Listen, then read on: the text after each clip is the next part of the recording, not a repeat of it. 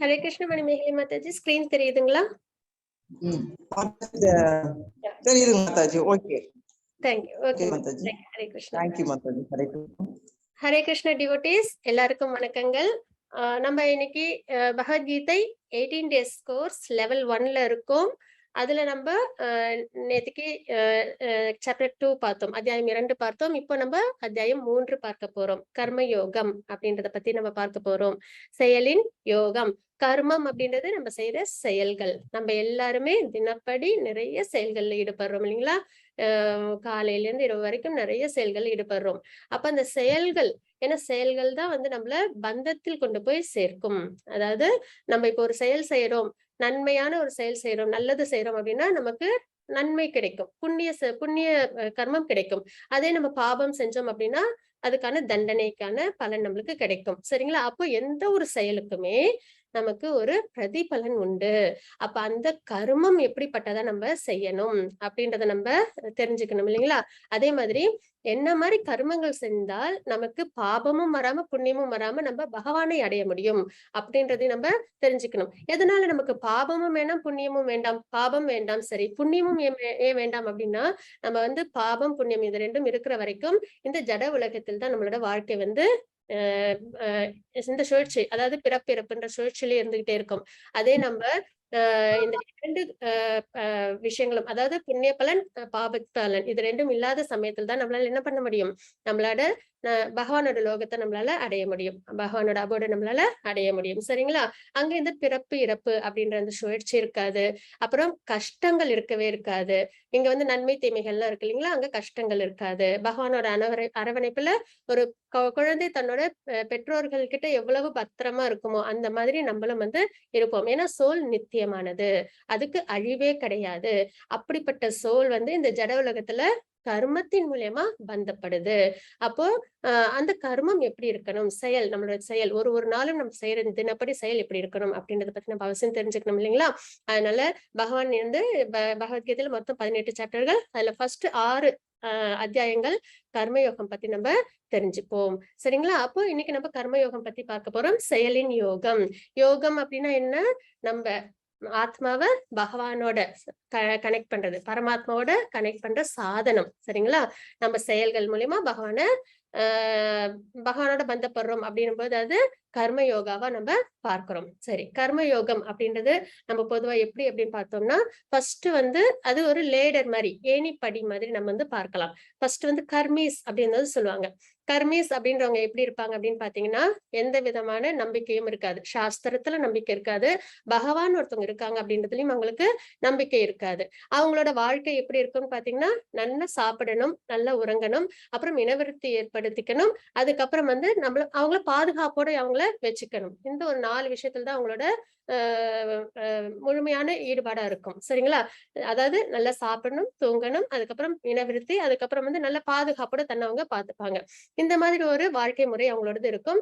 பகவான் இருக்காங்க, அப்புறம் சாஸ்திரம் இருக்கு அப்படின்றதெல்லாம் அவங்க நம்பவும் மாட்டாங்க. அது வந்து கர்மீஸ், அதான் வந்து கடைநிலை அப்படின்னு வந்து நம்ம வந்து சொல்லுவோம். ஏன்னா இப்ப பேர்ட்ஸ் இருக்குன்னு வச்சுக்கோங்களேன், பறவை கூட என்ன பண்ணும்? நல்லா சாப்பிடும், உறங்கும், சூரிய அஸ்தமனம் ஆனதுக்கு அப்புறம் இனவிருத்தி, அதுக்கப்புறம் அது தன்னை பாதுகாத்துக்கும், தன்னோட குடும்பத்தை பாதுகாத்துக்கும் இல்லைங்களா? அதே மாதிரிதான் அனிமல்ஸும் இருக்கும். எல்லாமே, எல்லா உயிர்வாழிகளும் இந்த முறையில தான் வாழ்க்கையை வாழும் இல்லைங்களா?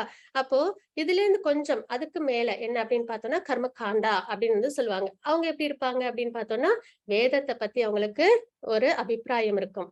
அப்போ வேதத்துல கொடுக்கிற முறைகள்ல இந்த பூஜைகள் செஞ்சா இந்த நன்மை நமக்கு கிடைக்கும். இப்போ வெல்த் வேணும் அப்படின்னா அதுக்கான பூஜைகள்ல அவங்க ஈடுபடுவாங்க, வேதத்தில் கொடுத்த முறைப்படி. அப்ப அவங்க வந்து இன்னும் கொஞ்சம் எலிவேட் ஆயிருப்பாங்க, பகவான் இருக்காங்க, அப்போ ஏதோ ஒண்ணு எதிர்பார்த்து பூஜைகள் செய்வாங்க. அந்த மாதிரி உள்ளவங்க ப்ரூட்டிவ் ரிசல்ட் எதிர்பார்த்து செய்றவங்க கர்ம காண்டா அப்படின்றதுல வருவாங்க. அதுக்கும் மேல ஒண்ணு இருக்கு. அது என்ன அப்படின்னு பார்த்தோம்னா சகாம கர்மயோகா அப்படின்றத நம்ம பார்க்கிறோம். சகாம கர்மயோகா அப்படின்றது என்னன்னா, இந்த ஜட உலகத்துல எந்த ஒரு விருப்பமும் இருக்காது.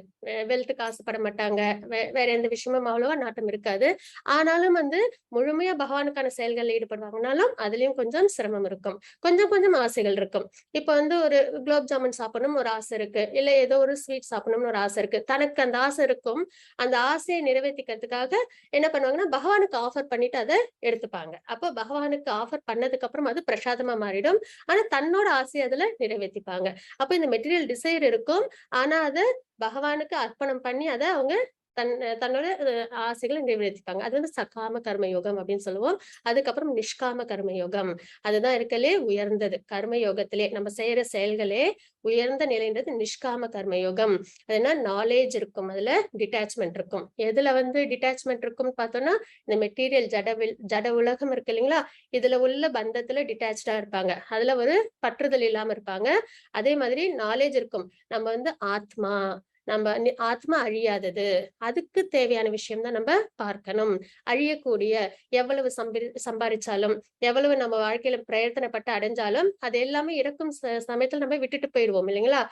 நம்ம உறவுகளையும் சேர்த்துதான் அடுத்த ஜென்மத்திலும் இதே உறவுகளோ நம்ம ஏர்ன் பண்ண மணியோ எதுவுமே நம்மளோட வரப்போறது இல்ல. அப்போ அந்த அழியக்கூடிய விஷயங்களுக்காக நிறைய பிரயத்தனப்படாம அழியாத ஆத்மா பகவானுக்கு பக்தி சேவையில் ஈடுபடும் போதுதான் முழுமை அடையுது. அப்ப அந்த விஷயத்த அறிவோட, அதுதான் நாலேஜ்ன்றது இந்த ஜட உலகத்துல இந்த ஜட உடம்பில் ஏற்படும் பந்தத்தை விட அழியாத ஆத்மாவுக்கு முக்கியத்துவம் கொடுத்து அதுக்கு தேவையான பகவானுக்கு டிவோஷனல் சர்வீஸ் பண்ணணும் அப்படின்ற அந்த தாத்பரியத்தை புரிஞ்சுக்கிறோம் இல்லைங்களா. அந்த தாத்பரியத்தோட செய்யற செயல்கள் அது எப்படி இருக்கும் பாத்தீங்கன்னா பகவானை திருப்தி பண்றதுக்காக இருக்கும். அப்போ ஹனுமன் என்ன பண்ணாங்க, ராமருக்காக சேவை செஞ்சாங்க. அவங்களோட தனிப்பட்ட ஒரு விருப்பம் இருக்குதா, அவங்களோட தனிப்பட்ட விருப்பம் பகவானுக்கு சேவை செய்யணும், அவ்வளவுதான். பகவான் என்ன சொல்றாங்களோ அந்த அந்த விஷயத்த அவங்க செய்யணும் தர்மத்திற்காக அப்படின்ற அந்த ஒரு குறிக்கோள். அப்போ அர்ஜுனனும் இப்ப யாருக்காக போர் பண்றாங்க, பகவானுக்காக தர்மத்திற்காக போர் பண்றாங்க இல்லைங்களா. அப்போ செய்யறது சத்திரியன்ற செயல்தான், போர் தான் பண்றாங்க. அதுல பாபம்லாம் வந்து சேரும். ஆனாலும் தர்மத்திற்காகவும் பகவானுக்காகவும் செய்யும் பொழுது அந்த பாபம் அவங்கள தீண்டாது. ஏன்னா அவங்க யாருக்காக செய்யறாங்க, பகவானுக்காக, தன்னோட சொந்த விருப்பத்துக்காக. தனக்கு ராஜ்யம் வேணும், தனக்கு இவங்களை பிடிக்காது, அவங்களை நம்ம அழிச்சிடணும் அப்படின்ற விஷயத்துக்காக அவங்க பண்ணல, தர்மத்துக்காகவும் பகவானுக்காகவும் பண்றாங்க இல்லைங்களா. அப்போ எந்த ஒரு செயலையும் பகவானுக்காகவும் தர்ம வழியில, ஏன்னா பகவான் கிருஷ்ணரை வழிபடுறோம்னாலே அதர்மம்ன்ற விஷயம் வரவே கூடாது. ஏன்னா எந்த ஒரு அசுரனும் பகவானை வழிபட்டு வரம் வாங்கினதா எந்த இடத்துலயுமே நம்ம வந்து பார்க்கவே முடியாது. வேதத்துல சாஸ்திரத்துல ஏதோ ஒரு அசுரன் வந்து பகவானை வழிபட்டு வரம் வாங்கினாங்க அப்படின்ற ஒரு விஷயமே கிடையாது. அப்ப பகவான் கிருஷ்ணரை வழிபடணும் அப்படின்னாலே சத்துவகுணம் இருக்கணும். அப்ப தர்மத்தின் வழியில நடப்பாங்க சத்துவகுணத்துல உள்ளவங்க. அப்புறம் பகவானுக்காக செயல்கள் செய்வாங்க. அப்ப இதுதான் நிஷ்காம கர்ம யோகா, இருக்கிறதுலே உயர்ந்த நிலை அப்படின்றத பார்க்கிறோம். அதுக்கப்புறம் ஞான யோகம், அதுக்கப்புறம் அஷ்டாங்க யோகம், அதுக்கப்புறம் பக்தி யோகம். இருக்கிறதுலே உயர்ந்தது பக்தி யோகம் அப்படின்றத நம்ம பார்க்கிறோம். சரிங்களா. அப்ப இதுதான் வந்து கர்ம யோகம்ன்றது. அப்ப நம்ம தினப்படி செய்யற செயல்களை நிஷ்காம கர்ம யோகத்துல பண்ணணும். நாலேஜ் இருக்கு நமக்கு, அதாவது நம்ம இந்த உடல் அல்ல ஆத்மா, அதை நேத்துக்கே நம்ம பார்த்தோம் இல்லைங்களா. ஆத்மாவை பத்தி மட்டும் 10 ஸ்லோகங்கள்ல பகவான் வந்து உபதேசம் பண்ணிருப்பாங்க. ஆத்மாவோட நேச்சர் எப்படி இருக்கும்ன்றது. அது சாங்கிய பிலாசபி. பாகவதத்திலயும் பாத்தீங்கன்னா கபில தேவர் வந்து தேவகூதிக்கு 3வது கேண்டோல கொடுத்திருப்பாங்க உபதேசம். அப்ப அந்த நிலைப்பாடு நம்ம மனசுல நல்லா உள் வாங்கிட்டோம்னா அப்ப நித்தியமான செயல்கள்ல நம்மளும் ஈடுபட ஆரம்பிப்போம். டிவோஷனல் சர்வீஸ் இந்த ஜென்மத்துல நம்ம என்ன பண்றோமோ அது இந்த ஜென்மத்தோட முடியாது, அது எப்பயும் தொடரும். ஏன்னா நித்தியமான ஆத்மாவோட நித்தியமான பகவானுக்கு நம்ம செய்யற சர்வீஸ் இல்லைங்களா, அதுக்கு ஒரு முடிவுன்றதே கிடையாது. அது இன்னும் இன்னும் ஸ்பிரிச்சுவலா நம்மள ஆன்மீகத்துல முன்னேற்றத்துல தான் கொண்டு போகும். அது இந்த பிறவிலையோட நிக்காது. இன்னமும் அது வந்து நிறைய பிறவிகளுக்கு நம்மள ஸ்பிரிச்சுவல் ப்ராக்ரஸ்ல கொண்டு போய் கடைசியில பகவானை நம்ம அடைவோம் அப்படின்றதான் அங்க தாத்பரியம். அப்ப நம்ம இன்னைக்கு பார்க்கிறது கர்ம யோகம், செயலின் யோகம் அப்படின்றத நம்ம பார்க்க போறோம். இது போன சாப்டரோட ஏன்னா இது வந்து கான்வர்சேஷன் பகவான் கிருஷ்ணருக்கும் அர்ஜுனருக்கும் இடையிலான உரையாடல். பகவத்கீதைன்றது 2 பேருக்குமான சம்பாஷணை. சரிங்களா. அப்படின்னும் போது அதுல ஒரு கண்டினியூஷன் இருந்துகிட்டே இருக்கும். அப்போ கர்மயோகத்தை பத்தி பகவான் பேசுறாங்கன்னா அர்ஜுனன் வந்து ஒரு கொஸ்டின் கேட்பாங்க, கர்மயோகம்னா என்ன அப்படின்றத கேட்பாங்க. அப்போ எதை பொறுத்து கேட்பாங்க அப்படின்னு பாத்தீங்கன்னா பகவான் வந்து 2.49 ஸ்லோகத்துல சொல்லியிருப்பாங்க. அதாவது வந்து ஃப்ரூட்டிவ் ரிசல்ட்ஸ், பலனை எதிர்பார்த்து செய்யற செயல்கள் பந்தத்தை ஏற்படும். அதனால அந்த மாதிரி செயல்களை செய்யக்கூடாது அப்படின்னு சொல்லியிருப்பாங்க. அதுக்கப்புறம் வந்து ஸ்திதமுனி அவங்கள பத்தியும் சொல்லியிருப்பாங்க. அப்போ புத்தி யோகத்தின் மூலியமா பகவானை முன்னிலைப்படுத்தி செய்யற செயல்கள் தான் சிறந்தது. அதனால பந்தம் ஏற்படாது அப்படின்றதெல்லாம் சொல்லியிருப்பாங்க. ஸ்திதமுனி நேச்சரும் நம்ம பார்த்தோம் இல்லைங்களா? நல்லதே பேசுவாங்க. அப்புறம் வந்து ஜட வாழ்க்கையில இருந்து அவங்க வந்து விடுபட்டு வச்சிருப்பாங்க. அதுக்கப்புறம் வந்து அவங்க ஆமை ஓட்டுக்குள் அடைக்கலம் போகிற மாதிரி அவங்க வந்து எப்பயும் எப்படி இருப்பாங்க, ஸ்டேபிளா டிவோஷனல் சர்வீஸ்ல ஸ்திரமா இருப்பாங்க. இந்த ஜட வாழ்க்கையில அவங்களுக்கு விருப்பம் இருக்காது. அதுக்காக வந்து அமைதியா இருந்துட மாட்டாங்க. ஏன்னா தன்னோட உடம்ப பாத்துக்கிறதுக்கு நமக்கு ஒரு செயல்பாடு தேவைப்படுது இல்லைங்களா? அந்த அளவுக்கு மட்டும் ஈடுபாடோட இருப்பாங்க அப்படின்றதெல்லாம் நம்ம வந்து பார்த்துட்டு இருந்தோம் இல்லைங்களா? அப்ப அந்த ஸ்லோகத்தின் கனெக்ஷன் தான் வந்து கர்மயோகம். இப்ப அர்ஜுனன் வந்து கொஸ்டின் கேட்பாங்க பகவான் கிட்ட. அது என்னன்றதை நம்ம பார்க்கலாம். ஹரே கிருஷ்ண லலிதா மாதாஜி, பிரேயர் சொல்லிடலாங்களா? हरे कृष्णा माता जी। ओम अज्ञानतिमिरान्धस्य ज्ञानाञ्जनशलाकया चक्षुरुन्मीलितं येन तस्मै श्रीगुरवे नमः। श्रीचैतन्यमनोभीष्टं स्थापितं येन भूतले स्वयं रूपकदा मह्यं ददाति स्वपदान्तिकम्। हे कृष्णा करुणसिन्धो दीनबन्धो जगत्पते गोपेश गोपिका कान्ता राधा कान्ता नमोस्तुते। वन्देऽहं श्रीगुरो श्रीयुधपदकमलं श्रीगुरून् वैष्णवां च श्रीरूपं साग्रजातं सहगण रघुनाथान्वितं तं सजीवं सात्वैतं सावधूतं परिजनसहितं कृष्ण चैतन्यदेवं श्रीराधा कृष्णपादान् सगदन ललिता श्रीविशाखान्वितां च तप्त कांचन गौरंगी राधे वृंदावनेश्वरी वृषभानुसुते देवी प्रणमामि हरिप्रिये। वाञ्छकल्पतरुभ्य च कृपा सिन्धुभ्य च पतितानां पावनेभ्यो वैष्णवेभ्यो नमो नमः। नमो ओं विष्णुपादाय कृष्णप्रेष्ठाय भूतले श्रीमते भक्तिवेदांत स्वामिने इति नामिने। नमस्ते सरस्वती देवी गौरवाणी प्रसारिणे निर्विशेष शून्यवादी पश्चात्य देशधारिणे।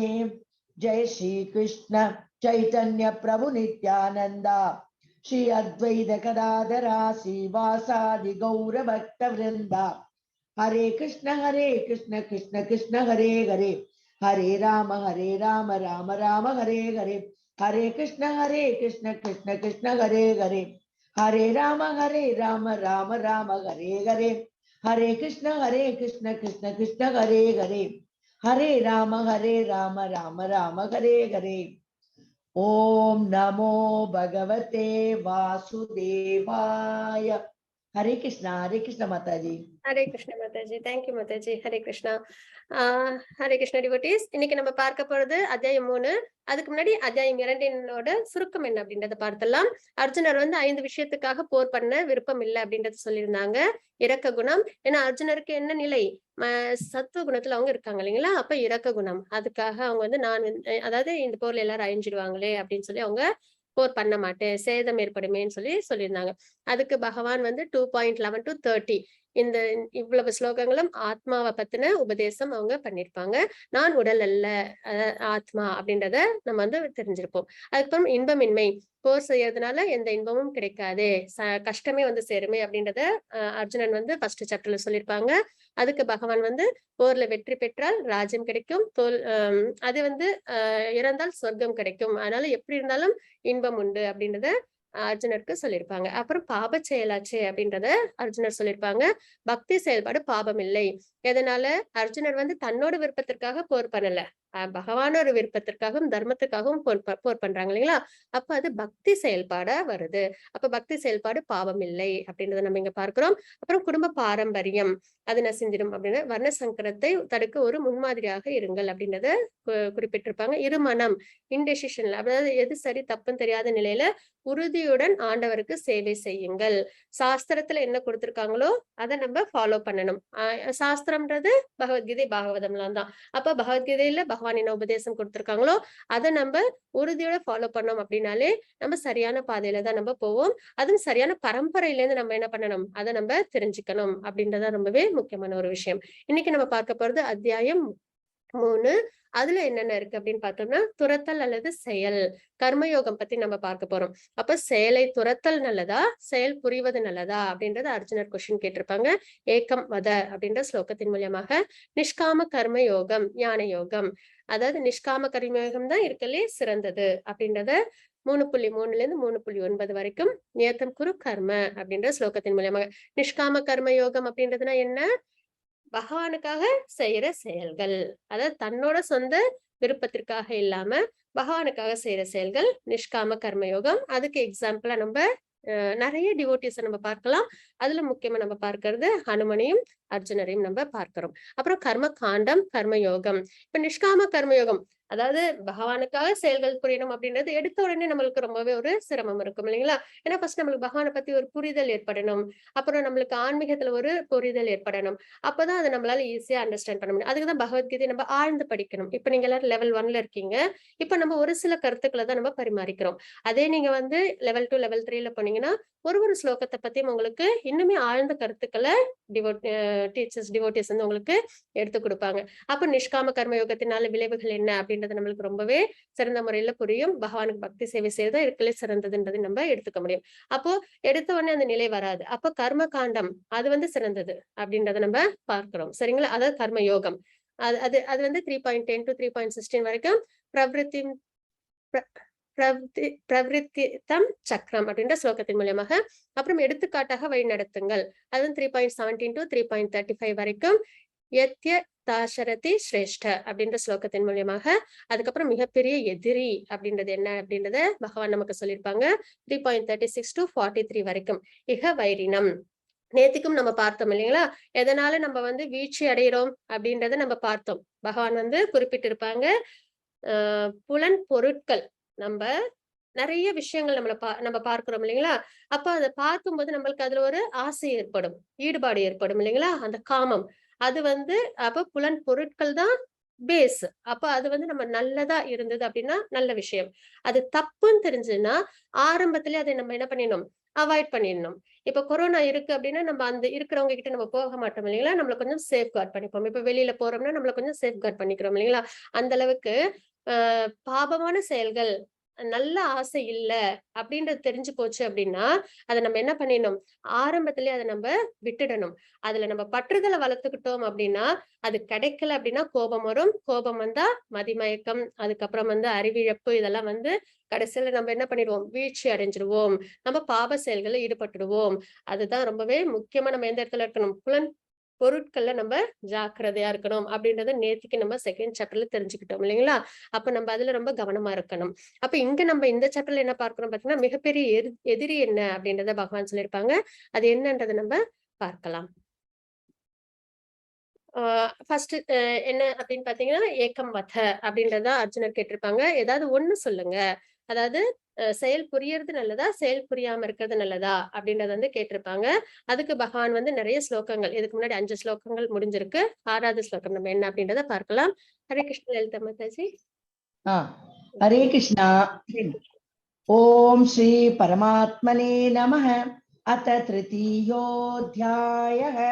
कर्मेन्द्रियाणि संयम्य य आस्ते मनसा स्मरन् इन्द्रियार्थान् विमूढात्मा मिथ्याचारस उच्यते. हरे कृष्णा. ஹரே கிருஷ்ண மாதாஜி. புலன்களின் செயல்பாடுகளை கட்டுப்படுத்தி அதே சமயம் புலனின்ப பொருட்களில் மனதை அலைப்பாய விடுபவன் தன்னையே முட்டாளாக்கி கொள்கின்றான், அவன் போலி மனிதன் என்று அழைக்கப்படுகின்றான் அப்படின்றத நம்ம இங்க பார்க்கிறோம். சரிங்களா? மித்யாச்சார அதுதான் அந்த வார்த்தை. அதாவது என்னன்னா போலி மனிதன். அவங்க எப்படி இருப்பாங்க அப்படின்னு பாத்தீங்கன்னா, இந்த ஜட வாழ்க்கையில எதுவுமே வேண்டாம் அப்படின்ற ஒரு எண்ணத்தோட சந்நியாசம் எடுத்துக்கிற நிலையில இருப்பாங்க. ஆனா அவங்க பாத்தீங்கன்னா ஃபேமிலி எல்லாத்தையும் விட்டுட்டு போயிருப்பாங்க. ஆனாலும் அவங்களுக்கு இந்த ஜட உலக ஆசைகள்ல இன்னமுமே அவங்களுக்கு பற்றுதல் இருக்கும் அப்படின்றத நம்ம பார்க்கிறோம். இப்ப இங்க பிக்சர்ல பாத்தீங்கன்னா அவங்க கையில கூட ஸ்மோக் ஹேபிட் இருக்கறனால வச்சிருக்காங்க இல்லைங்களா? அப்புறம் இன்னும் போன் எல்லாம் பேசிட்டு இருக்காங்க. ஆனா பார்க்கறதுக்கு எப்படி இருக்காங்க, சன்னியாசி மாதிரி இருக்காங்க இல்லைங்களா? அப்போ இந்த மாதிரி உள்ளது வந்து போலி மனிதன் அப்படின்னு நம்ம பார்க்கிறோம். புலன்களின் செயல்களை கட்டுப்படுத்தி அதே சமயம் புலனின்ப பொருட்களில் மனதை அலைப்பாய விடுபவன். புலன்களும் மனிதனுடைய புலன்களும் மனமும் எப்பயுமே எப்படி இருக்கும்?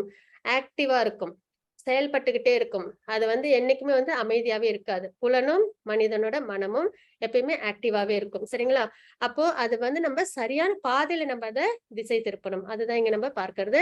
புலன்களின் செயல்களை கட்டுப்படுத்தி அதே சமயம் புலனின்ப பொருட்கள் மனதை அலைப்பாய விடுபவன் தன்னையே முட்டாளாக்கி கொள்கின்றான். அவன் போலி மனிதன் என்று அழைக்கப்படுகின்றான் அப்படின்றத நம்ம இங்க பார்க்கிறோம்.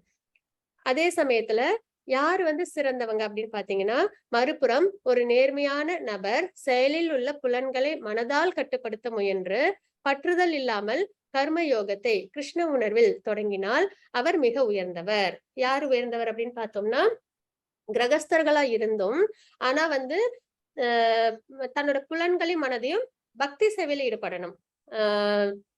அதாவது தனியா தன்னை வந்து குடும்பத்துல இருந்து பிரிச்சுக்கிறதெல்லாம் இல்ல, குடும்ப வாழ்க்கையில இருந்துகிட்டு அதே சமயம் தன்னோட புலன்களையும் தன்னோட மனதையும் பகவானோட பக்தி சேவையில் ஈடுபடுறாங்க இல்லைங்களா, அவங்கதான் இருக்கலையே சிறந்தவங்க, மிக உயர்ந்தவர்கள் அப்படின்ற நம்ம இங்க பார்க்கிறோம். இதுக்கு ஒரு எக்ஸாம்பிளும் இருக்கு.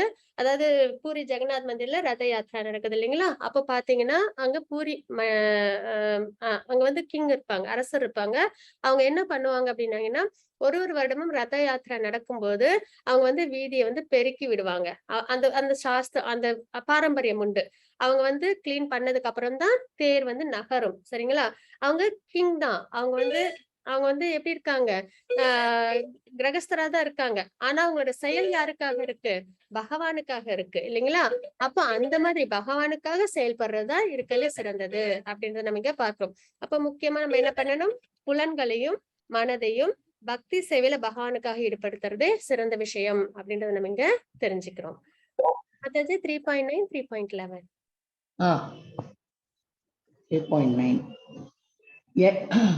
यज्ञार्थात् कर्मणोऽन्यत्र लोकोऽयं कर्म बन्धनः तदर्थं कर्म कौन्तेय मुक्तसङ्ग समाचर देवान् भावयतानेन ते देवा भावयन्तु वः परस्परं भावयन्त श्रेय परमवाप्यस्यत. हरे कृष्णा. கிருஷ்ண மாதாஜி. விஷ்ணுவிற்கு அர்ப்பணிக்கப்படும் செயல்கள் நிறைவேற்றப்படலாம். மற்ற செயல்கள் இந்த பௌதிக உலகத்தோடு பந்தப்படுத்துபவை. எனவே குந்தியின் மகனே, உனக்கு விதிக்கப்பட்ட கடமைகளை அவரது திருப்திக்காக செய். இவ்விதமாக நீ எப்பொழுதும் பந்தத்திலிருந்து விடுபட்டு வாழ்வாய் அப்படின்றத நம்ம இந்த ஸ்லோகத்துல பார்க்கிறோம். அப்போ விஷ்ணுவிற்கு அர்ப்பணிக்கப்படும் செயல்கள், எந்த ஒரு செயல் செஞ்சாலும் அது நம்ம பகவானுக்கு அர்ப்பணிக்கக்கூடிய செயல்களா செய்யணும் அப்படின்றத நம்ம இங்க பார்க்கிறோம். சாண்டிங் ரொம்பவே முக்கியமான ஒரு விஷயம். ஹரிநாம சங்கீர்த்தனம், ஹரிநாமத்தை சொல்லும் பொழுது நமக்கு என்ன ஆகுது? அது நம்ம சொல்றோம் இல்லைங்களா, அது ஒரு செயல். நம்ம ஜபம் பண்றோம்னா அது ஒரு செயல் இல்லைங்களா? அப்ப அந்த செயலை செய்யும் பொழுது நம்மளோட நேரத்தையும் நம்மளோட மனத்தையும் நம்மளோட சென்சஸையும் நம்ம யாருக்காக நம்ம வந்து அர்ப்பணிக்கிறோம்? பகவானுக்காக அர்ப்பணிக்கின்றோம் அப்படின்றத நம்ம பார்க்கிறோம் இல்லைங்களா? அந்த மாதிரி நிறைய நம்மளோட தினப்படி கடமைகளை, பூஜைகள் செய்யறது, அதுக்கப்புறம் நம்ம வேலைகளுக்கு போகும்போது கூட நம்ம செய்யற வேலைக்கு கிடைக்கிற வருமானத்தை நம்ம பக்தி சேவையில ஈடுபடுத்துறது, இந்த மாதிரி. அதுக்கப்புறம் வந்து நிறைய புக்ஸ் டிஸ்ட்ரிபியூஷன் பண்றது, இந்த மாதிரி நிறைய விஷயங்கள் செய்யலாம். சரிங்களா? முக்கியமா பிரசாதம் பகவானுக்கு ஆஃபர் பண்ணிட்டு நம்ம, ஏன்னா தினப்படி நம்ம உணவு எடுத்துக்கிறோம், அந்த உணவை நம்ம பகவானுக்கு அர்ப்பணம் பண்ணிட்டு எடுத்துக்கிறது, இந்த மாதிரி எல்லாத்துலயும் பகவானை முன்னிலைப்படுத்தி நம்ம பண்ணும்போது அது என்ன பண்ணும்? நம்மள இந்த பௌதீக விஷயத்துல நம்மள பந்தப்படுத்தாம பார்த்துக்கும். அதை நம்ம இங்க பார்க்கிறது. விஷ்ணுவிற்கு அர்ப்பணிக்கப்படும் செயல்கள் நிறைவேற்றப்படலாம். மற்ற செயல்கள் இந்த பௌதீக உலகத்தோடு பந்தப்படுத்துபவை. மற்ற செயல்கள் போது தர்மம் அதர்மம் இருக்கு இல்லைங்களா? தர்மம் செய்யும் பொழுது நம்மளுக்கு சொர்க்கம் கிடைக்கும், அதர்மம் செய்யும் போது நரகம் கிடைக்கும். அப்போ மற்ற செயல்கள் இந்த பௌதிக உலகத்தோடு பந்தப்படுத்துபவை. எனவே குந்தியின் மகனே, உனக்கு விதிக்கப்பட்ட கடமைகளை அவரது திருப்திக்காக செய், பகவானின் திருப்திக்காக செய்ய வேண்டும். இவ்விதமாக நீ எப்பொழுதும் பந்தத்திலிருந்து விடுபட்டு வாழ்வாய். என்ன பந்தம்? இந்த ஜட உலகத்தில் உள்ள பந்தம், பிறப்பு இறப்பு அப்படின்ற பந்தம் இருக்கு இல்லைங்களா, அதுல இருந்து நம்மளுக்கு விடுதலை கிடைக்கும் அப்படின்னு நம்ம இங்க பார்க்கிறோம். யாகங்களால் மகிழ்ச்சி அடையும் தேவர்கள் உங்களையும் மகிழ்விப்பர். மனிதர்களும் தேவர்களும் தேவர்களுக்கும் இடையேயான இத்தகு ஒத்துழைப்பினால் அனைவரும் உயர்ந்த நலமுடன் வாழலாம் அப்படின்றத நம்ம இங்க தெரிஞ்சுக்கிறோம். யாகங்கள் நம்ம நிறைய செய்யறோம் இல்லைங்களா? கோயில் எல்லாம் பூஜை புனஸ்காரங்கள், மழை வேண்டி யாகம் பண்றது, வேற நல்ல நல்ல விஷயங்களுக்காக எல்லாம் யாகங்கள் பண்றோம் இல்லைங்களா? அந்த மாதிரி செய்யும்போது தேவர்கள் மகிழ்ச்சி அடைகிறாங்க. அப்ப அவங்க நமக்கு வரங்கள் கொடுக்குறாங்க. அப்போ தேவர்கள் மனிதர்கள் தேவர்களுக்கு யாகம் பண்ணும்போது தேவர்கள் மகிழ்ச்சி அடைகிறாங்க. தேவர்கள் மனிதர்களுக்கு தேவையானதை கொடுக்குறாங்க இல்லைங்களா? அப்போ மனிதர்களும் மகிழ்ச்சி அடைகிறாங்க. இந்த மாதிரி ஒரு ஒத்துழைப்புல அனைவரும் உயர்ந்த நலமுடன் வாழலாம் அப்படின்ற இந்த ஸ்லோகத்துல நம்ம பார்க்கிறோம். மாதாஜி 3.13. यज्ञशिष्टाशिन सन्तो मुच्यन्ते सर्वकिल्बिषैः भुञ्जते ते त्वगं पापा ये पचन्त्यात्मकारणात्. हरे कृष्णा. மாதாஜி, யாகத்தில் அர்ப்பணிக்கப்பட்ட உணவை உண்பதால் பகவானின் பக்தர்கள் எல்லா விதமான பாபங்களிலிருந்தும் விடுபடுகிறார்கள். தங்களது சுய புலனின்பத்திற்காக உணவு தயாரிப்பவர்கள் பாபத்தை உண்ணுகின்றனர் அப்படின்றத நம்ம இங்க பார்க்கிறோம். சரிங்களா? இது ரொம்பவே நம்ம வந்து கவனிக்க வேண்டிய ஒரு விஷயம். எப்பயுமே நம்ம உணவு எடுத்துக்கிறதுக்கு முன்னாடி அதை நம்ம என்ன பண்ணணும்? பகவானுக்கு அர்ப்பணம் பண்ணிட்டு சாப்பிடணும், பிரசாதமா எடுத்துக்கணும். அது ரொம்பவே முக்கியம். பாத்தீங்கன்னா எல்லா ரிலிஜன்ஸ்லயுமே இதை வந்து ஃபாலோ பண்ணுவாங்க. இந்த சாப்பிடறதுக்கு முன்னாடி பகவானை ஒரு நிமிடம் நினைச்சு பார்ப்பாங்க இல்லைங்களா? நன்றி கூறுவாங்க. அப்போ என்ன பண்ணணும்? நம்ம எடுத்துக்கிற உணவு நம்ம அத பிரசாதமா எடுத்துக்கும் போது நன்மை. அதே வந்து நம்ம வந்து பகவானுக்கு ஆஃபர் பண்ணாம எடுத்துக்கிட்டோம் அப்படின்னா நம்மளோட புலன் இன்பத்திற்காக உணவு தயாரிப்பவர்கள் பாபத்தை உண்கின்றனர் அப்படின்றத இந்த ஸ்லோகத்துல நம்ம தெரிஞ்சுக்கிறோம். அப்போ இது எதனால அப்படின்றத நம்ம வந்து பார்க்கலாம். ஹரே கிருஷ்ண மாதாஜி 3.14. अन्नात् भवन्ति भूतानि पर्जन्यात् अन्न संभवः यज्ञात् भवति पर्जन्यो यज्ञ कर्म समुद्भवः. हरे कृष्ण. மழையால் தோற்றுவிக்கப்படும் தானியங்களால் எல்லா ஜீவன்களின் உடல்களும் வாழ்கின்றன. யாகத்தால் மழையும் விதிக்கப்பட்ட கடமையால் யாகமும் உண்டாகின்றன அப்படின்றத நம்ம இங்க பார்க்கிறோம். இதற்கான சார்ட் என்னன்றதை நம்ம பார்க்கலாம். அதாவது பகவானோட நாபி கமலத்திலிருந்து அதாவது யார் உருவாகுறாங்க? லோட்டஸ் வந்து உருவாகுது, தாமரை. அதுல பிரம்மா வந்து ஃபர்ஸ்ட் உலகம் கிரியேட் ஆகும்போது பகவான் யாரை வந்து உருவாக்குறாங்க? பிரம்மாவை உருவாக்குறாங்க இல்லைங்களா? அப்புறம் பிரம்மாவுக்கு வேதங்களை கொடுக்குறாங்க. அப்போ அந்த வேதம் தான் வழிகாட்டி. நமக்கு வேதம் தான் சாஸ்திரம், நம்மளோட சாஸ்திரம். அதுதான் நம்மளுக்கு வழிகாட்டும். நமக்கு என்ன ஒரு சந்தேகம் இருந்தாலும் அதற்கான வழி வந்து அதுக்கான விடைகள் வந்து வேதத்துல இருக்கு. அப்போ பிரம்மாவுக்கு வேதத்தை பகவான் கொடுக்குறாங்க. அப்போ அந்த வேதத்தில் நமக்கு ஃப்ரூட்டிவ் ரிசல்ட்ஸ் எதிர்பார்த்து, அதாவது இந்த பூஜைகள் பண்ணா 90% ஆஃப் வேதத்துல பாத்தீங்கன்னா இந்த பூஜைக்கு இந்த பலன், இந்த பூஜை பண்ணா இந்த பலன் உங்களுக்கு கிடைக்கும் அப்படின்ற மாதிரி பலஸ்ருதியோட இருக்கும்.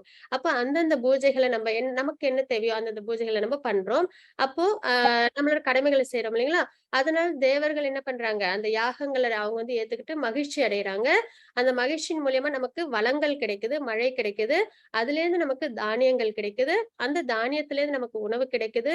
அதை நம்ம என்ன பண்ணணும்? பகவானுக்கு ஆஃபர் பண்ணிட்டு நம்ம எடுத்துக்கணும், பிரசாதமா எடுத்துக்கணும். அப்போ உணவு அப்படின்றது வெறும் நம்மளோட பிரயத்தனத்தினால மட்டும் நமக்கு கிடைக்கிற ஒரு விஷயம் கிடையாது. ஏன்னா அதுக்கு உயிர் வேணும் இல்லைங்களா? சீடு, விதையில உயிர் இருக்கு. அந்த உயிர் யாரு கொடுத்தது? அந்த விதை யாரு கொடுத்தது?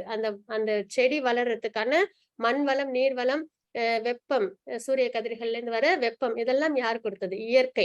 அந்த இயற்கையை யார் உருவாக்குனாங்க? பகவான் உருவாக்கி இருக்காங்க. அப்ப இவ்வளவு விஷயமும் பகவான் கிட்ட இருந்து நம்ம எடுத்துக்கிறோம். அப்புறம் தேவர்களும் அதுக்கான அனுகிரகங்களை, சூரிய பகவான் வெப்பத்தை கொடுக்குறாங்க, வருண பகவான் மழையை கொடுக்குறாங்க இல்லைங்களா? அப்போ ஒரு விஷயத்திலும் தேவர்களோட உதவியோடும் நம்ம இதை எடுத்துக்கிறோம் இல்லைங்களா? அப்போ இவ்வளவு விஷயங்களும் இருக்கும்போது அந்த உணவை நம்ம என்ன பண்ணிடக்கூடாது? நம்மளே எடுத்து அதை ஆஃபர் பண்ணாம எடுத்துக்க கூடாது. இப்ப நம்ம யாராவது ஒருத்தவங்க நம்மளுக்கு வெளியில போகும்போது உதவி பண்ணாங்கன்னா நம்ம உடனே என்ன பண்ணுவோம்? நன்றி சொல்லுவோம் இல்லைங்களா? ஒரு பேசிக் ஃபார்மாலிட்டியை நம்ம வந்து சொல்றோம் இல்லைங்களா? அப்ப இவ்வளவு விஷயங்களும் இயற்கை நமக்கு கொடுத்திருக்கு, பகவான் நமக்கு கொடுத்திருக்காங்க. அப்போ அந்த உணவு, அந்த இயற்கையில இருந்து கிடைத்த உணவை நம்ம என்ன பண்ணணும்? பகவானுக்கு நன்றி தெரிவிக்கும் விதமா, பகவானுக்கு நம்மளோட அன்பை தெரிவிக்கும் விதமா நம்ம அவங்களுக்கு ஆஃபர் பண்ணிட்டு எடுத்துக்கணும். சிலவங்க சொல்லுவாங்க, நம்ம ஆஃபர் பண்றதுனால பகவான் எடுத்துக்கிறாங்களா? அப்படிலாம் எதுவுமே இல்லையே அப்படின்னு சொல்லுவாங்க. அப்படி கிடையாது. இப்ப நீங்க நம்ம குழந்தைங்களுக்கு நம்ம ஒரு சாக்லேட் வாங்கி தரோம். அவங்க திருப்பி நமக்கு கொஞ்சம் குடுக்குறாங்க சாப்பிடுறதுக்கு. அப்ப நம்ம என்ன பண்ணுவோம்? வாங்கி சாப்பிடுவோமா? வேண்டாம். ஆனா அதுல உள்ள அன்பு நமக்கு என்ன தெரிய வரும். அதுல ஒரு சந்தோஷம் நமக்கு ஏற்படும் இல்லைங்களா? அந்த ஒரு விதம் தான். பகவானுக்கு பசிக்க போறதில்ல. அவங்களுக்கு திவ்யமான தேகம். அவங்களுக்கு நம்மளது மாரி பஞ்சபூதங்கள்லான உடம்பு கிடையாது. அப்போ அவங்களுக்கு நம்ம குடுக்குற பிரசாதம்ன்றது ஆ தேவை கிடையாது. ஆனா அதுல உள்ள அன்பு, நம்ம பகவானுக்கு நம்ம நன்றி தெரிவிக்கிறோம் இல்லைங்களா? அன்ப காமிக்கிறோம் இல்லைங்களா? அததான் அவங்க அதுல வந்து பாப்பாங்க. எப்படி நம்ம குழந்தைங்க நம்ம வாங்கி குடுத்த சாக்லேட்டே நமக்கு குடுக்கும்போது நம்ம அதுல ஒரு சந்தோஷம் அடையிறோம். ஆனா வாங்கி சாப்பிட மாட்டோம் இல்லைங்களா? அந்த ஒரு தாத்பரியமா நம்ம எடுத்துக்கிட்டு நம்ம என்ன பண்ணணும்? பிரசாதத்த கண்டிப்பா பகவானுக்கு நம்ம ஆஃபர் பண்ணிட்டு நம்ம எடுத்துக்கணும் அப்படின்றத நம்ம இங்க தெரிஞ்சுக்கிறோம். அப்ப தினப்படி செய்யற செயல்கள் நம்ம பார்த்துட்டு இருக்கிறது கர்மயோகம். அதுல தினப்படி செய்யற செயல்கள்ல கண்டிப்பா நம்ம எடுத்துக்கிற உணவ பகவானுக்கு ஆஃபர் பண்ணிட்டு சாப்பிடணும். அது கண்டிப்பா வந்து வெஜிடேரியன் ஃபுட்டா இருந்தா கண்டிப்பா ஆஃபர் பண்ணிட்டு சாப்பிடலாம். நான்வெஜ்ஜா இருந்தா ஆஃபர் பண்ணிட்டு எடுத்துக்க கூடாது. அதனால நம்ம எடுத்துக்கிற வெஜிடேரியன் ஃபுட்ட நம்ம பகவானுக்கு ஆஃபர் பண்ணிட்டு எடுத்துக்கணும் அப்படின்றத பார்க்கிறோம். அதுக்கு அடுத்த செயல் அப்படின்னு பார்த்தீங்கன்னா, நம்ப என்ன பண்றோம்? கலிகாலம் இல்லைங்களா? இப்ப நம்ம இருக்கிறது கலியுகம். 4 யுகங்கள் இருக்கு. சத்யுகம், திரேதாயுகம், துவாபர யுகம், கலியுகம். 4 யுகங்கள் இருக்கு. அந்த 4 யுகங்கள்ல நம்ம இருக்கிறது கலியுகம்.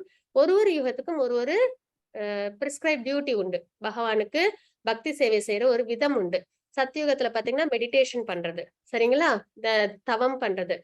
முனிவர்கள்லாம் ஏன்னா அப்ப வந்து ஆயுட்காலம் 1,00,000 ஆண்டுகள்.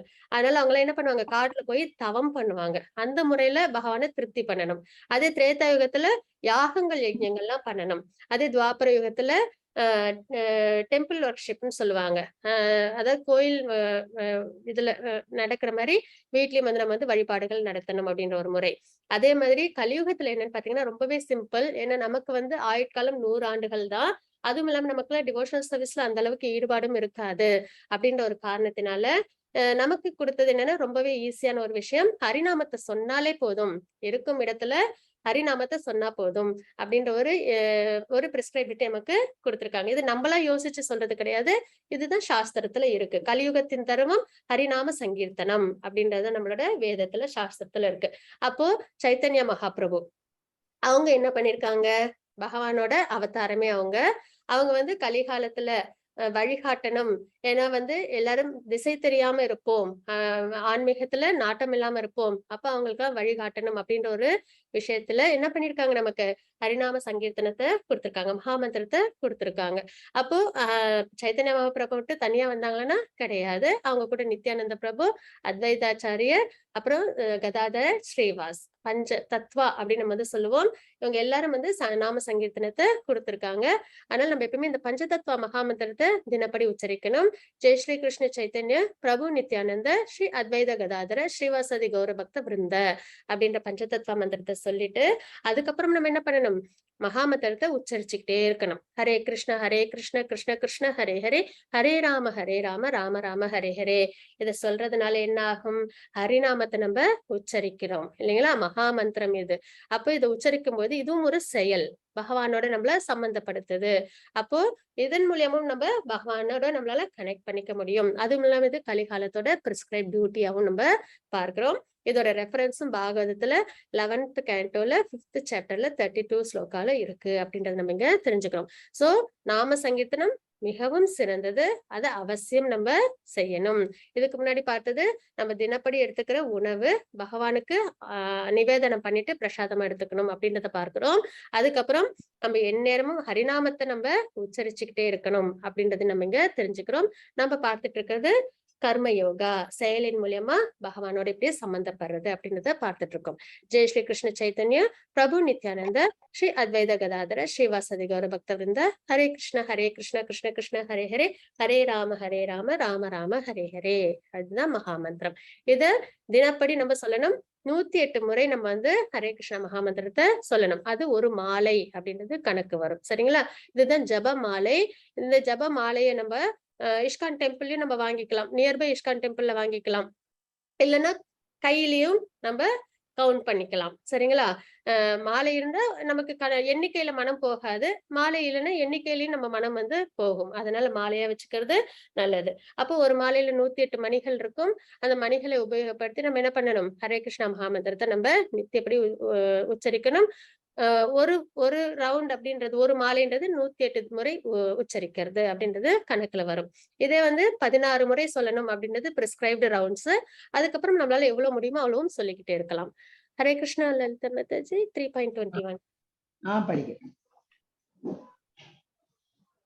यद्यदाचरति श्रेष्ठस् तत्तदेवेतरो जनः स यत्प्रमाणं कुरुते लोकस्तदनुवर्तते. हरे कृष्णा. நமது பெரிய மனிதன் எத்தகைய செயல்களை செய்கின்றானோ அதையே பொதுமக்களும் பின்பற்றுகின்றனர். தன் செயல்களால் எந்த தரத்தை அவன் உவமை அமைத்து காட்டுகின்றானோ அதையே உலகம் முழுவதும் பின்பற்றுகிறது அப்படின்றத நம்ம இங்க பார்க்கிறோம். சரிங்களா? அப்போ இப்ப அர்ஜுனர் என்ன சொல்லியிருக்காங்க? நான் போர் பண்ண மாட்டேன், எனக்கு போர் பண்ண விருப்பம் இல்ல அப்படின்னு வந்து அவங்க சொல்லியிருக்காங்க இல்லைங்களா? அப்போ இப்ப அர்ஜுனர் வந்து சிறந்த வில்வித்தை வீரர், அதுவும் இல்ல சிறந்த சத்திரியர். அவங்க கிட்ட ஒரு குறையுமே இருக்காது, அந்த அளவு உத்தமமான மனிதர். அப்படி இருக்கும் அர்ஜுனர் போர் பண்ணல அப்படின்னு சொன்னா பின்னாடி வரவங்க என்ன பண்ணுவாங்க?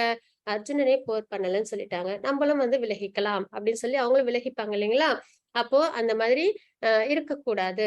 அதனாலதான் முன்மாதிரியாக இருங்கள் அப்படின்றத வந்து இந்த ஸ்லோகத்துல நம்ம பார்க்கிறோம். பெரிய மனிதன் எத்தகைய செயல்களை செய்கின்றானோ அதையே பொதுமக்களும் பின்பற்றுகின்றனர். தன் செயல்களால் எந்த தரத்தை அவன் உண்மையாக அமைத்து காட்டுகின்றானோ அதையே உலகம் முழுவதும் பின்பற்றுகிறது அப்படின்றத வந்து பார்க்கிறோம். அப்படி இருக்கும் பட்சத்துல நம்மளும் என்ன பண்ணணும்? பக்தி சேவையில சிறந்த முறையில நம்மளும் பகவானை திருப்தி பண்ணி நம்மளை பார்த்து பின்வரும் டிவோட்டிஸும் என்ன பண்ணணும்? பக்தியில சிறந்த முறையில பின்பற்றணும். அதுதான் நம்ம இப்போ செய்ய வேண்டிய ஒரு விஷயமும் கூட. தினப்படி நம்ம பகவானுக்கு பிரசாதத்தை ஆஃபர் பண்ணிட்டு எடுத்துக்கணும். அதே மாதிரி ஹரே கிருஷ்ணா மகாமந்திரத்தை நித்தியபடி உச்சரிச்சுக்கிட்டே இருக்கணும். இதெல்லாம் நம்ம அவசியம் செய்யணும். இதுக்கு எக்ஸாம்பிளா நம்ம யாரை வந்து பார்க்கிறோம் அப்படின்னு பாத்தீங்கன்னா, பர்பட்ல ஜனக மகாராஜரை குறிப்பிட்டிருப்பாங்க. அவங்க வந்து சீதாம்மாவோட அப்பா இல்லைங்களா, தந்தை.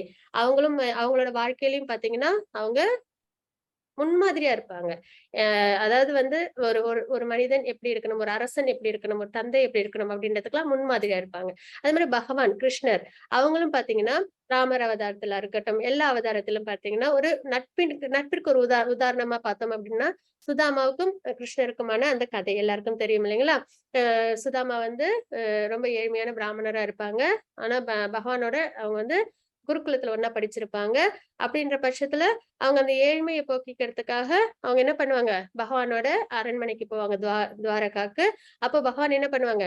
நட்பிற்கு எவ்வளவு முக்கியத்துவம் கொடுக்கணுமோ அந்த அளவுக்கு அவங்க ஏழ்மையான அழுக்கு உடையில இருந்தாலும் அவங்கள வாசல் வரைக்கும் வந்து அவங்கள உள்ளார கூட்டிட்டு போய் அவங்களுக்கு சாமரங்கள்லாம் வீசி விட்டு அவங்களோட பாதத்தெல்லாம் அலம்பி விட்டு, அதுக்கு ருக்மிணி மாதா வந்து சாமரத்தையும் வீசி விடுவாங்க. அதுக்கப்புறம் தகுந்த மரியாதை ஒரு ஒரு நண்பன் அப்படின்போது என்னென்ன மரியாதை கொடுக்கணுமோ அத்தனையும் கொடுத்து அவங்க வந்து அனுசரிப்பாங்க இல்லைங்களா?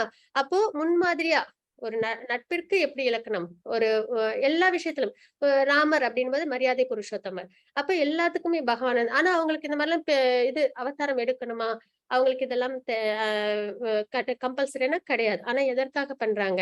அப்பதான் பின்வரும் மக்கள், லிவிங் என்டிட்டிஸ் நம்ம இல்லாம என்ன பண்ண முடியும்? பக்தி சேவையில ஈடுபட முடியும்.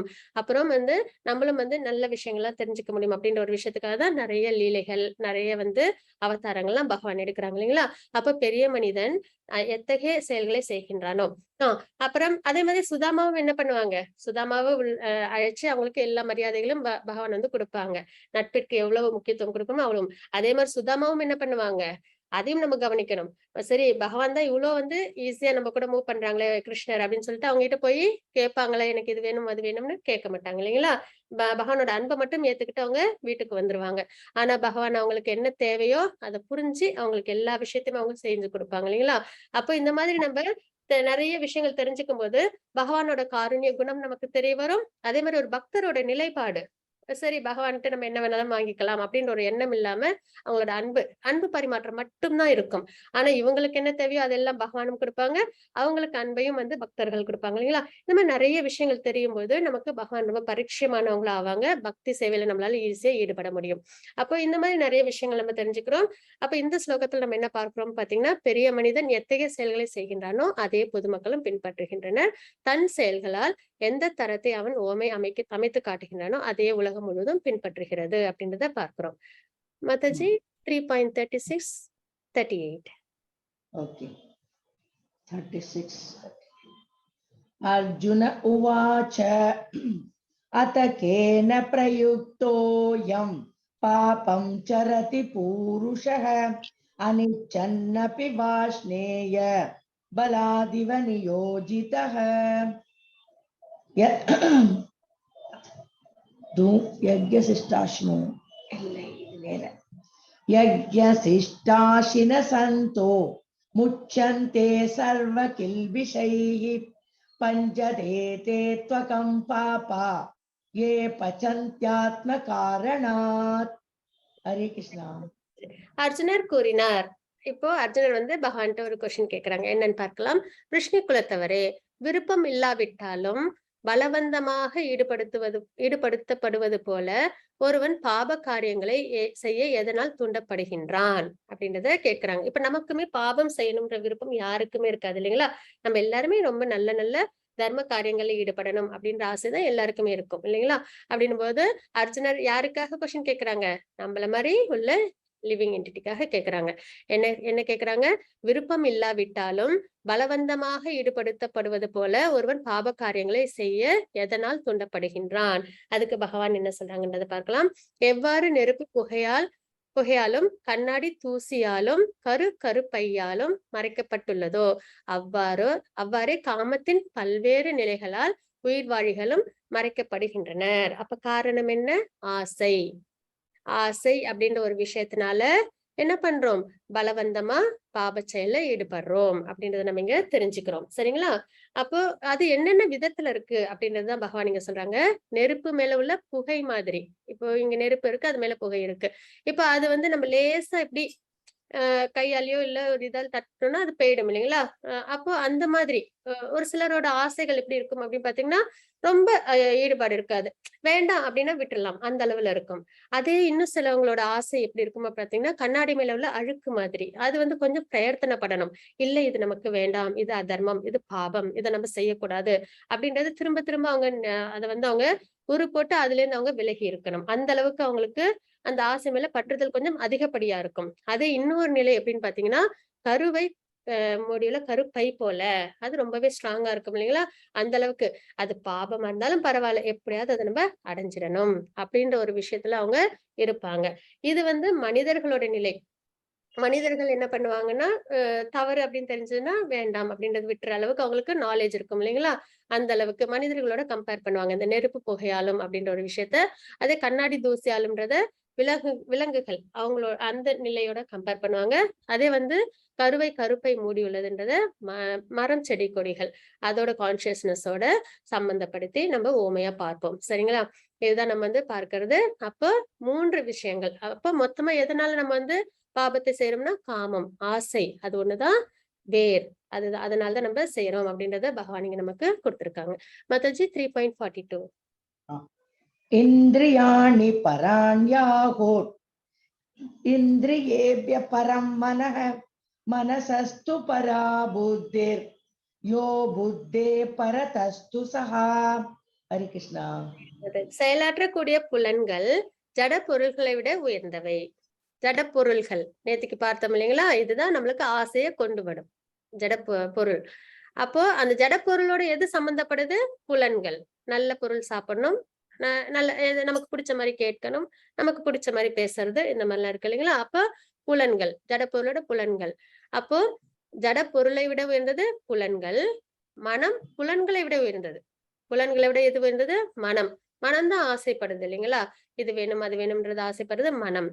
அப்போ புத்தி மனத்தை விட உயர்ந்தது அப்படின்றத நம்ம இங்க பார்க்கிறோம். அப்போ ஆத்மாவோ புத்தியை விட உயர்ந்தவன் அப்படின்றத நம்ம இங்க தெரிஞ்சுக்கிறோம். அப்போ இருக்கிறதுலே உயர்ந்தது என்னது? அழிவில்லாத ஆத்மா. அதுக்கப்புறம் அதுக்கு டோர் கீப்பர் மாதிரி யாரு இருப்பாங்க? புத்தி. சரிங்களா? இன்டெலிஜென்ஸ், சரி தப்பு, அதர்மம் தர்மம் இதெல்லாம் வந்து தெரிஞ்சிருக்கும். அதனாலதான் அது நம்மளுக்கு கைட் பண்ணும். இல்ல இது தப்பு, இது செய்யக்கூடாது அப்படின்றத நம்மளோட புத்தி சொல்லும். அதனால புத்தி உயர்ந்தது. அப்புறம் மனம், அது வந்து ஆசைப்படும் இல்லைங்களா? அது புத்தி சொல் பேச்ச கேட்டு இருக்கும்போது அது சரியான பாதையில போகும். அப்போ மனத்தின் சொல் பேச்ச கேட்டு புலன்கள் இருக்கணும். அப்போ ஜட பொருட்கள் அதுல வந்து நன்மைகளை மட்டும் அது எடுத்துக்கணும் அப்படின்றதுதான். ஜட பொருள், புலன்கள். இதை நம்ம ஒரு சார்ட்டின் மூலியமாவே நம்ம பார்க்கலாம். அது இன்னுமே ஈஸியா நம்மளால புரிஞ்சுக்க முடியும்.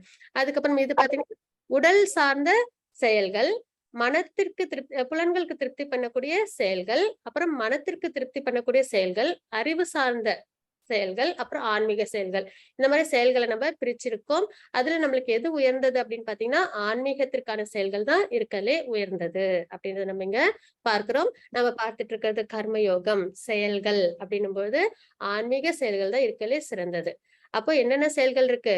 உடல்ல திருப்தி பண்ணக்கூடிய செயல்கள், புலன்களை திருப்தி பண்ணக்கூடிய செயல்கள், மனத்தை திருப்தி பண்ணக்கூடிய செயல்கள், அறிவு சார்ந்த செயல்கள், ஆன்மீக செயல்கள், பகவானை திருப்தி பண்ணக்கூடிய செயல்கள். இருக்கலே சிறந்தது பகவானை திருப்தி பண்ணக்கூடிய ஆன்மீக செயல்கள். அதுதான் உயர்ந்ததுன்றதை நம்ம இங்க பார்க்கிறோம். இதுதான் அந்த இது பிக்சர். என்ன அப்படின்னு பார்த்தோம்னா புலன் பொருட்கள் இருக்கு இல்லைங்களா, அதுக்கப்புறம் இந்த 5 குதிரைகள் இருக்கு இல்லைங்களா, இதுதான் புலன்கள். கண், மூக்கு, காது, கை, வாய், இதெல்லாம் புலன்கள். அப்போ மனம்ன்றது இந்த கயிறு. சரிங்களா? அதுக்கப்புறம் டிரைவர் யாரு அப்படின்னு பார்த்தோம், இன்டெலிஜென்ஸ். அப்புறம் இதுல யாரு டிராவல் பண்றாங்க இந்த சேரியட்ல? ஆத்மா. இந்த ரத்தம் தான் நம்மளோட உடம்பு. சரிங்களா? நம்மளோட உடம்பு இந்த ரத்தம். 5 குதிரைகள் தான் 5 புலன்கள். அப்புறம் மனம் தான் அந்த கயிறு, இன்டெலிஜென்ஸ் அதுதான் வந்து டிரைவர். சரிங்களா? ஆத்மா டிராவல் பண்றாங்க. இப்ப நம்ம ஒரு ரதத்துல போறோம். இப்ப காரு, இப்ப ரதம் இல்ல காரு. சரிங்களா? அப்ப நம்ம இப்ப ரதத்துல போறோம் அப்படின்னு எடுத்துப்போம். இப்போ அது டிரைவரோட கண்ட்ரோல்ல இருக்கணும். எல்லாமே இதெல்லாமே கரெக்டா இருக்கணும் இல்லைங்களா? அப்போ அது சரியான பாதையில போய் நம்ம சேர வேண்டிய இடத்துல அது நம்மள கொண்டு போய் சேர்க்கும். அதை விடுத்து கண்கள், மூக்கு, காது, வாய் இதெல்லாம் தன்னோட இஷ்டப்படி இந்த குதிரைகள்லாம் அது போக்குக்கு போய் அது மனத்தால கண்ட்ரோல் பண்ண முடியாம இன்டெலிஜென்ஸ் சொல்றத மனம் கேட்காம இருந்துச்சு அப்படின்னா போக வேண்டிய இடத்துக்கு ஆத்மாவால போக முடியுமா? முடியாது. அப்ப அது எங்க போகும்? பிறப்பு இறப்பு அப்படின்ற அந்த சுழற்சிக்குள்ளேயே மாட்டிக்கிட்டு இருக்கும். அப்ப இதுல இருந்து வெளியில வரணும் அப்படின்னா இந்த விஷயங்கள் எல்லாம் சரிவர இருக்கும். அதனால்தான் புலன் பொருட்களை விட உயர்ந்தது புலன்கள். புலன்களை விட உயர்ந்த நிலை எதுல இருக்கு? மனம். அது சென்சஸ கண்ட்ரோல் பண்றதுனால. மனத்தை விட உயர்ந்தது இன்டெலிஜென்ஸ், நுண்ணறிவு. அது தர்மம் அதர்மத்தை மனத்திற்கு சொல்லும். அப்போ ஆத்மா என்ன பண்ணும்? பகவானுக்கு பக்தி சேவையில ஈடுபடும் அப்படின்னு நம்ம இங்க பார்க்கிறோம். இது பக்தி சேவையில ஈடுபடுறதும் ஒரு பக்கம், இன்னொன்னு அதர்ம காரியத்தில் ஈடுபடாத அளவுக்காவது நம்ம என்ன பண்ணிடணும்? இதை நம்ம கண்ட்ரோல்ல வச்சுக்கணும் அப்படின்னு நம்ம இங்க தெரிஞ்சுக்கிறோம். இதுதான் அந்த ஸ்லோகத்திற்கான படம். சரிங்களா? அப்போ இத பக்தி சேவையில நம்ம எப்படி ஈடுபடுத்தலாம் அப்படின்னு பார்த்தோம்னா கண்கள்னால நம்ம என்ன பண்ணலாம்? பகவானோட அர்ச்சா விக்கிரகத்தை நம்ம தரிசனம் பண்ணலாம். ஏன்னா எல்லா யுகத்திலயும் வந்து பகவான் வந்து அவதாரம் பண்ணிருப்பாங்க. அவங்க எல்லாருக்கும் வந்து பகவானை பார்க்கிற அனுகிரகம் கிடைச்சிருக்கும். ஆனா நமக்கு கலிகாலத்துல பகவான் கிருஷ்ணன் நம்ம கூட அதாவது அவதாரம் எல்லாம் நம்ம பார்க்கறது இல்லை இல்லைங்களா? ஆனா நம்ம ரொம்பவே பிளஸ்ட் என்னன்னா சைத்தன்ய மகாபிரபுவோட அவதாரம் நிகழ்ந்தது இந்த கலிகாலத்துலதான். சரிங்களா? அப்போ அதுக்கு ஒரு தாத்பரியம் இருக்கு. அதெல்லாம் லெவல் 2ல போய் உங்களுக்கு நல்லபடியா கிடைக்கும். அப்ப இப்போ அர்ச்சா விக்கிரகம் அதுக்கு நம்ம வருவோம். அர்ச்சா விக்கிரகம் அப்படின்னு பார்க்கும்பொழுது பகவானால எல்லாரோட இங்க கலிகாலத்துல அவதாரம் எடுத்து எல்லாரும் பகவானோட இருக்க முடியாது இல்லைங்களா? அப்போ நமக்கு அர்ச்சா விக்கிரகம் மூலியமா பகவான் வந்து இருக்காங்க. நம்ம பார்க்கறது சிலையா பார்க்க கூடாது. சிலைக்குள்ளார பகவானே இருக்காங்க. சூப்பர் சோல் பகவான் இருக்காங்க. கோயில்லையா இருக்கட்டும், நம்ம வீட்டுலயா இருக்கட்டும், அங்க உண்மையிலேயே பகவான் இருக்காங்க அப்படின்ற ஒரு தாத்பரியம், அந்த பாண்டேஜ் நமக்கு ஏற்படணும். அப்போ அந்த அர்ச்சா விக்கிரகத்தை தரிசனம் செய்ய மற்றும் பகவத்கீதை, பாகவதம் போன்ற வேத புத்தகங்களை படிக்கவும் பயன்படுத்த வேண்டும். எதன? கண்களை. சரிங்களா? அப்புறம் மூக்கு, கிருஷ்ணருக்கு வழங்கப்பட்ட துளசி இலைகள், மலர்கள், கிருஷ்ண பிரசாதம் போன்ற நல்ல வாசனையை முகர்ந்து பார்க்க பயன்படுத்த வேண்டும் அப்படின்றத நம்ம இங்க பார்க்கிறோம். இதெல்லாம் பியூரிபிகேஷன் ப்ராசஸ். பக்தின்றது நம்மளுக்கு பியூரிபிகேஷனை கொடுக்குற ஒரு ப்ராசஸ். சரிங்களா? நம்ம கிட்ட நிறைய பிறவைகள் எடுத்து பாபங்கள்லாம் நம்ம கிட்ட அக்குமுலேட் ஆயிருக்கு இல்லைங்களா? அதெல்லாம் நம்மளை விட்டு போகணும் அப்படின்னா நம்ம பக்தி சேவையில நம்ம ஈடுபடும் போது அது நம்மளை விட்டு போகும். அப்ப பக்தி சேவையில நம்ம எப்படிலாம் நம்மளோட புலன்களையும் நம்மளோட மனதையும் நம்ம என்கேஜ் பண்றதுன்றத நம்ம இங்க தெரிஞ்சுக்கிட்டு இருக்கோம். அதுக்கப்புறம் காதுன்னும் போது பகவானோட பஜனைகளை கேட்கறதுக்கு, அதுக்கப்புறம் பகவத்கீதை, பாகவதம், வேத பாசுரங்கள்லாம் கேட்பதற்காக. அதுக்கப்புறம் கைகள், அதனால அர்ச்சனை பண்றதுக்காக அப்படின்றத நம்ம இங்க பார்க்கிறோம். பகவானோட விக்கிரகங்களுக்கு அலங்காரம் பண்ண, அப்புறம் பிரசாதம் செய்யறதுக்கு. அதுக்கப்புறம் வாய், அது பார்த்தீங்கன்னா நாக்கு. 2 விஷயம் இருக்கு அதுல. என்ன அப்படின்னு பார்த்தோம்னா, ஒண்ணு வந்து பேசும் திறன் இருக்கு, இன்னொன்னு வந்து சுவைக்கும் திறன் இருக்கு இல்லைங்களா? அப்ப அது ரெண்டுமே பகவானுக்காகயா இருக்கணும். பகவானை பத்தி பேசவும், பகவானோட பிரசாதத்தை எடுத்துக்கவும் பயன்படுத்த வேண்டும். இந்த மாதிரி நம்ம சென்சஸ் நம்மளோட மனத்தை பகவானுக்காக நம்ம பயன்படுத்தும் போது நம்ம கிட்ட உள்ள அந்த பாவங்கள் குறையும். மேலும் மேலும் நம்ம பாவ காரியங்களை நம்மள ஈடுபடுத்தாம இந்த சென்சஸும் மைண்டும் பக்தி சேவையில ஈடுபட்டு பாதுகாப்போட இருக்கும் அப்படின்றத நம்ம இங்க தெரிஞ்சுக்கிறோம். இன்னைக்கு நம்ம பார்த்தது கர்மயோகம் அத்தியாயம் 3. கர்மம்ன்றது செயல்கள், துரத்தல் அல்லது செயல், ஏக்கம் மத அப்படின்றத பார்த்தோம். நிஷ்காம கர்மயோகா சிறந்ததுன்றத நியத்தம் குரு கர்ம அப்படின்ற ஸ்லோகத்தின் மூலமா பார்த்தோம். கர்ம காண்டம் கர்ம யோகா பத்தி பிரவர்த்திதம் சக்கரம் அப்படின்ற ஸ்லோகத்தின் மூலியமா பார்த்தோம். எடுத்துக்காட்டாக வழிநடத்துங்கள், யத்யதாசரதி சிரேஷ்ட அப்படின்ற ஸ்லோகத்தின் மூலியமா பார்த்தோம். மிகப்பெரிய எதிரி இக பைரினம் அப்படின்றத நம்ம பார்த்தோம். காமம், லஸ்ட், அதுதான் நம்மளோட எதிரி அப்படின்றத நம்ம இங்க தெரிஞ்சுக்கிட்டோம். வாஞ்சா கல்பதரூபஸ்ய கிருபா சிந்து பையவச்ச பதிதானாம் பாவனேபியோ வைஷ்ணவேபியோ நமः. அனந்த கோடி வைஷ்ணவத்துக்கு ஜெய் ஸ்ரீல பிரபுபாத் கி ஜெய். ஹரே கிருஷ்ணா. ஓம் மாதாஜி நான் சொல்லிடுறேன். அவசியம் அவசியம் அவசியம். ஓம் தத் சதிதி ஸ்ரீமத் பகவத்கீதாசு உபனிஷத்சு பிரம்ம வித்யாயாம் யோக சாஸ்திரே ஸ்ரீ கிருஷ்ணார்ஜுன சம்வாதே கர்மயோகோ நாம த்ரிதீயோऽध्यायः. சர்வம் கிருஷ்ணார்ப்பணமஸ்து. Hare Krishna. Hare Hare Krishna. Krishna, Mataji. Thank you, Mataji. Thank you for your service. Hare Krishna.